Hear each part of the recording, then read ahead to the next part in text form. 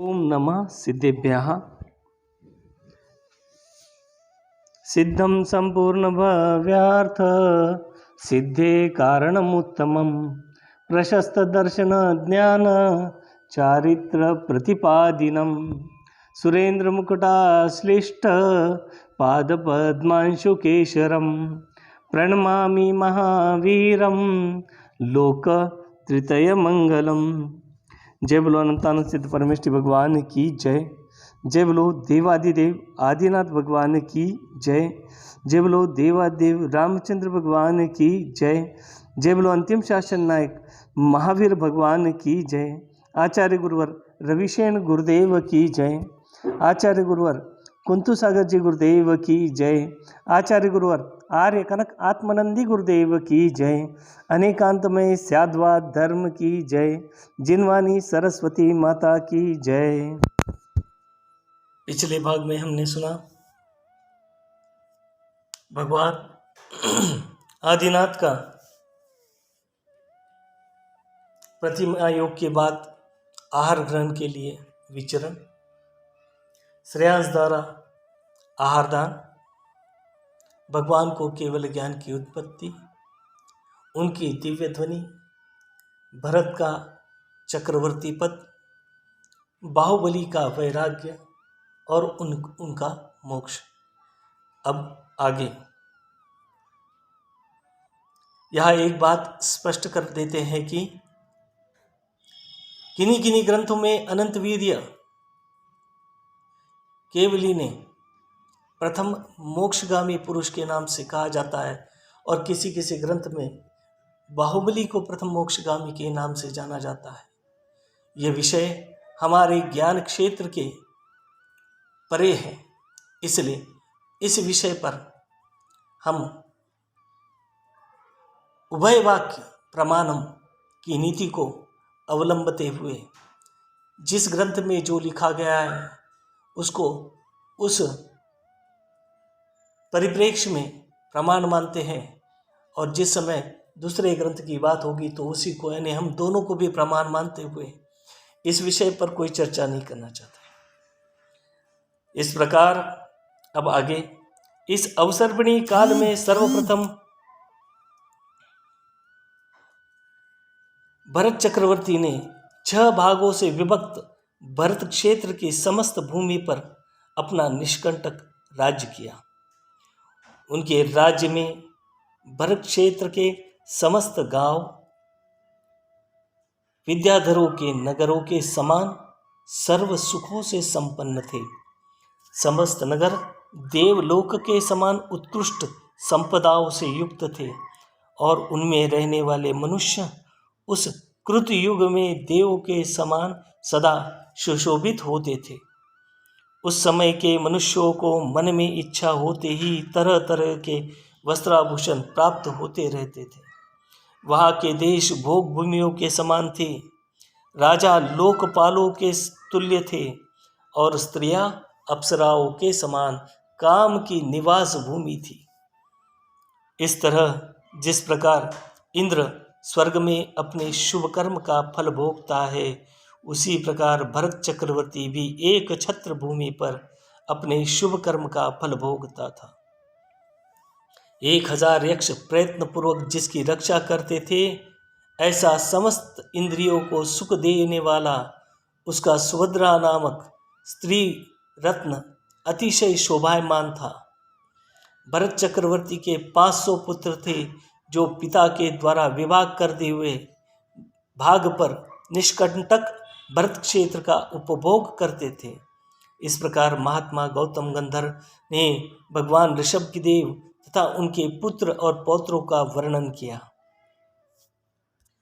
भगवान ऋषभ देव संसार सागर से अनेक प्राणियों का उद्धार कर कैलाश पर्वत की शिखर से मोक्ष को प्राप्त हुए। तदनंतर चक्रवर्ती भरत भी लोगों को आश्चर्य में डालने वाले साम्राज्य को तृण के समान छोड़कर दीक्षा को प्राप्त हुए। हे सैनिक, यह स्थिति नाम का अधिकार मैंने संक्षेप से तुझे कहा है। हे श्रेष्ठ पुरुष, अब वंशाधिकार को कहता हूँ, सो आदर से श्रवण कर। इस प्रकार आर्ष नाम से प्रसिद्ध रविसेनाचार्य प्रणीत पद्मचरित में भगवान ऋषभदेव का महात्म्य वर्णन करने वाला चतुर्थ पर्व समाप्त हुआ। अथानंतर गौतम स्वामी राजा शैनिक से कहते हैं कि हे राजन, इस संसार में 4 महावंश प्रसिद्ध है और इन महावंशों के अनेक अवान्तर भेद कहे गए हैं। ये सभी भेद अनेक प्रकार के रहस्यों से युक्त है। उन 4 महावंशों में पहला इक्ष्वाकु वंश है, जो अत्यंत उत्कृष्ट तथा लोक का आभूषण स्वरूप है। दूसरा ऋषि वंश अथवा चंद्रवंश है, जो चंद्रमा की किरणों के समान निर्मल है। तीसरा विद्याधरों का वंश है, जो अत्यंत मनोहर है। और चौथा हरिवंश है, जो संसार में प्रसिद्ध कहा गया है। इक्ष्वाकु वंश में भगवान ऋषभदेव उत्पन्न हुए, उनके भरत हुए और उनके अर्क कीर्ति महाप्रतापी पुत्र हुए। अर्क नाम सूर्य का है, इसलिए इनका वंश सूर्यवंश कहलाने लगा। अर्क कीर्ति के सितयशा नामा पुत्र हुए, उनके बालांक के सुबल, सुबल के महाबल, महाबल के अतिबल, अतिबल के अमृत, अमृत के सुभद्र, सुभद्र के सागर, सागर के भद्र, भद्र के रवितेज, रवितेज के शशि, शशि के प्रभुत तेज, प्रभुत तेज के तेजस्वी, तेजस्वी के प्रतापी, तपन, तपन के अतिवीर्य, अतिवीर्य के सुवीर्य, सुवीर्य के उदित पराक्रम, उदित पराक्रम के महेंद्र विक्रम, महेंद्र विक्रम के सूर्य, सूर्य के इंद्रद्युम्न, इंद्रद्युम्न के महेंद्रजीत, महेंद्रजीत के प्रभु, प्रभु के विभु, विभु के अधिध्वंस, अधिध्वंस के वीतभी, वीतभी के वृषभध्वज, वृषभध्वज के गरुड़ांक और गरुड़ांक के मृगांक पुत्र हुए। इस प्रकार इस वंश में अन्य अनेक राजा हुए।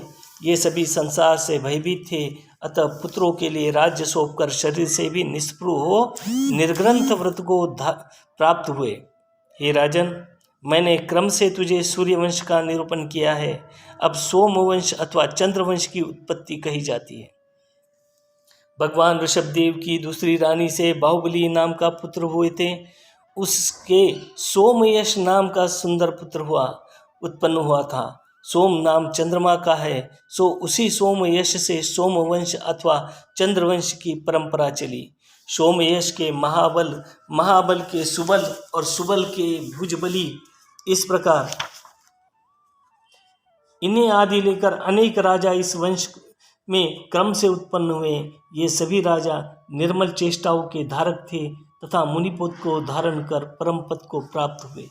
कितने ही अल्प कर्म अवशिष्ट रह जाने के कारण तप का फल भोगते हुए स्वर्ग में देव हुए तथा वहां से आकर शीघ्र ही मोक्ष प्राप्त करेंगे। हे राजन, यह मैंने तुझे सोमवंश कहा।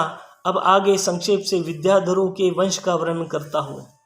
विद्याधरों का राजा जो नमी था, उसे रत्नमाली नाम का पुत्र हुआ। रत्नमाली के रत्नवज्र, रत्नवज्र के रत्नरथ आदि लेकर अनेक शूरवीर विद्याधरों के राजा हुए। ये सभी दीर्घ काल तक राज्य कर अपनी अपनी चेष्टाओं के अनुसार उत्तम स्थान को प्राप्त हुए। इनमें से कितने ही राजाओं ने पुत्र के लिए राज्य सौंपकर जिन दीक्षा धारण की और राग द्वेष छोड़कर सिद्ध पद प्राप्त किया। कितने ही राजा समस्त कर्म बंधन को नष्ट नहीं कर सके, इसलिए संकल्प मात्र से उपस्थित होने वाले देवों के सुख का उपभोग करने लगे। कितने ही लोग स्नेह के कारण गुरुतर कर्म रूपी पाश से बंधे रहे और जाल में बंधे हिरणों के समान उसी कर्म रूपी पाश में बंधे हुए मृत्यु को प्राप्त हुए। इसी विद्याधरों के वंश में एक विद्युद्रुड नामक राजा हुआ, जो दोनों श्रेणियों का स्वामी था। विद्या बल में अत्यंत उद्धत और विपुल पराक्रम का धारी था। एक समय वह विमान में बैठकर विदेह क्षेत्र गया। वहाँ उसने आकाश से ही निर्ग्रंथ मुद्रा के धारी संजयंत मुनि को देखा। उस समय वे ध्यान में आरूढ़ थे और उनका शरीर पर्वत के समान निश्चल था। विद्युत विद्याधर ने उन मुनिराज को लाकर पंचगिरी नामक पर्वत पर रख दिया और इनका वध करो, इस प्रकार विद्याधरों को प्रेरित किया। राजा की प्रेरणा पाकर विद्याधरों ने उन्हें पत्थर तथा अन्य साधनों से मारना शुरू किया, परंतु वे तो समचित्त के धारी थे, अतः उन्हें थोड़ा भी संक्लेश उत्पन्न नहीं हुआ। तदनंतर दुस्सह उपसर्ग को सहन करते हुए उन संजयंत मुनिराज को समस्त पदार्थों को प्रकाशित करने वाला केवल ज्ञान उत्पन्न हो गया। उसी समय मुनिराज का पूर्व भव का भाई धरणेन्द्र आया। उसने विद्युत की सब विद्याएं हर ली, जिससे वह विद्या रहित होकर अत्यंत शांत भाव को प्राप्त हुआ। विद्याओं के अभाव में बहुत दुखी होकर उसने हाथ जोड़कर नम्र भाव से धरणेन्द्र से पूछा कि अब हमें किस तरह विद्याएं सिद्ध हो सकती है या नहीं। तब धरणेन्द्र ने कहा कि तुम्हें इन्हीं संजयंत मुनिराज के चरणों में तपश्चरण संबंधी क्लेश उठाने से फिर भी विद्याएं सिद्ध हो सकती है, परंतु खोटा कार्य करने से वे विद्याएं सिद्ध होने पर भी पुनः नष्ट हो जाएगी। जिन प्रतिमा से युक्त मंदिर और मुनियों का उल्लंघन कर प्रमादवश यदि ऊपर गमन करोगे तो तुम्हारी विद्याएं तत्काल नष्ट हो जाएगी। धरणेन्द्र के द्वारा बताई हुई व्यवस्था के अनुसार विद्युत ने संजयंत मुनिराज के पाद मूल में तपश्चरण कर फिर भी विद्याएं प्राप्त कर ली। यह सब होने के बाद धरणेन्द्र ने कुतूहलवश संजयंत मुनिराज से पूछा कि हे भगवान, विद्युत ने आपके प्रति ऐसी चेष्टा क्यों की है? वह किस कारण आपको हर कर लाया और किस कारण विद्याधरों से उसने उपसर्ग कराया? धरणेन्द्र का प्रश्न सुनकर भगवान संजयंत केवली इस प्रकार कहने लगे, इस चतुर्गति रूप संसार में भ्रमण करता हुआ मैं एक बार शकट नामक गांव में हितकर नामक वैश्य हुआ था। मैं अत्यंत मधुरभाषी, दयालु स्वभाव संबंधी, सरलता से युक्त था तथा साधुओं की सेवा में तत्पर रहता था। तदनंतर मैं कुमुदावती नाम की नगरी में मर्यादा के पालन करने में उद्यत श्रीवर्धन नाम का राजा हुआ। उसी ग्राम में एक ब्राह्मण रहता था जो खोटा तप कर कुदेव हुआ था और वहाँ से च्युत होकर मुझ श्रीवर्धन राजा का वन्नीशिक नाम का पुरोहित हुआ था। वह पुरोहित यद्यपि सत्यवादी रूप से प्रसिद्ध था, परंतु अत्यंत दुष्ट परिणामी था और छिपकर खोटे कार्य करता था। उस पुरोहित ने एक बार नियमदत्त नामक वणिक का धन छिपा लिया। तब रानी ने उसके साथ जुआ खेलकर उसकी अंगूठी जीत ली। रानी की दासी अंगूठी लेकर पुरोहित के घर गई और वहां उसकी स्त्री को दिखाकर उनसे रत्न ले आई। रानी ने वे रत्न नियमदत्त वणिक को, जो कि अत्यंत दुखी था, वापस दे दिए। तदनंतर मैंने उस दुष्ट ब्राह्मण का सब धन छीन लिया तथा उसे तिरस्कृत कर नगर से बाहर निकाल दिया। उस दीनहीन ब्राह्मण को सुबुद्धि उत्पन्न हुई, जिससे उसने उत्कृष्ट तपश्चरण किया। अंत में मरकर वह महेंद्र स्वर्ग में देव हुआ और वहां से च्युत होकर यह विद्युत नामक विद्याधरों का राजा हुआ। मेरा जीव श्रीवर्धन भी तपश्चरण कर मरा और स्वर्ग में देव हुआ। वहां से च्युत होकर मैं विदेह क्षेत्र में संजयंत हुआ। उस पूर्वोक्त दोष के संस्कार से ही यह विद्याधर मुझे देखकर क्रोध से एकदम मूर्छित हो गया और कर्मों के वशीभूत होकर उसी संस्कार से इसी ने यह उपसर्ग किया। और जो वह नियमदत्त नामक वणिक था, वह तपश्चरण कर उनके फलस्वरूप उज्ज्वल हृदय का धारी तू नाग कुमारों का राजा धरणेन्द्र हुआ है। विद्युत के धृत नामक पुत्र हुआ, सो विद्युत उसके लिए राज्य सौंप कर तथा तपश्चरण कर स्वर्ग गया। इधर दृढ़रथ के अश्वधर्मा के अश्वायु आदि इसी प्रकार और भी बहुत से पुत्र हुए, जो कालक्रम से मृत्यु को प्राप्त हो गए।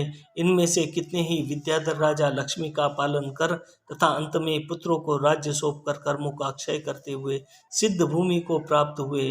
गौतम स्वामी कहते हैं कि राजन, इस प्रकार यह विद्याधरों का वंश कहा, तब द्वितीय युग का अवतार कहा जाता है। सो सुनो।